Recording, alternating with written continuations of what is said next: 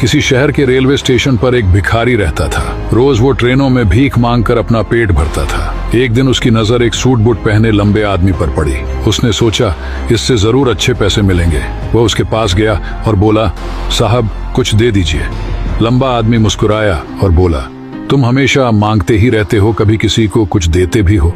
भिखारी शर्मा गया, साहब मैं तो भिखारी हूँ, देने के लिए मेरे पास क्या है? आदमी बोला, जब तुम किसी को कुछ दे ही नहीं सकते तो तुम्हें मांगने का भी अधिकार नहीं। इस दुनिया में लेने देने का नियम चलता है, जब तक दोगे नहीं मिलेगा भी नहीं। और वह ट्रेन में बैठकर चला गया। उसकी बात भिखारी के दिल में तीर की तरह चुभ गई। 2 दिन तक वह यही सोचता रहा, शायद मुझे भी इसलिए कम मिलता है क्योंकि मैं किसी को बदले में कुछ नहीं देता। तीसरे दिन उसने स्टेशन पर खूबसूरत फूल खिलते देखे।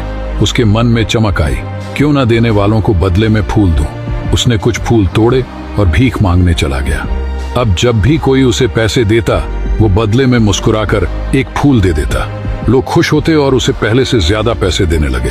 भिखारी समझ गया, देने में ही पाने का रहस्य है। एक दिन वही लंबा आदमी फिर स्टेशन पर दिखा।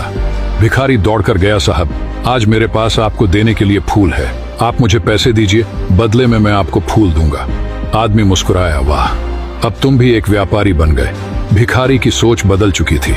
अगले दिन से वह स्टेशन पर नहीं दिखा। 6 महीने बाद वही स्टेशन 2 सूट बूट पहने व्यक्ति आपस में मिले। एक बोला, कहो पहचाना? दूसरा बोला, नहीं। पहला मुस्कुराया, हम 2 बार इसी ट्रेन में मिल चुके हैं, मैं वही भिखारी हूँ। दूसरा व्यक्ति हैरान, ओह तुम वही, लेकिन अब तुम कहाँ जा रहे हो? वह गर्व से बोला, फूलों का बड़ा व्यापारी बन गया हूँ। लोगों ने मेरी भीख नहीं खरीदी, मेरे फूल खरीदे। आपने सिखाया था जब तक हम कुछ देते नहीं हमें मिलता भी नहीं।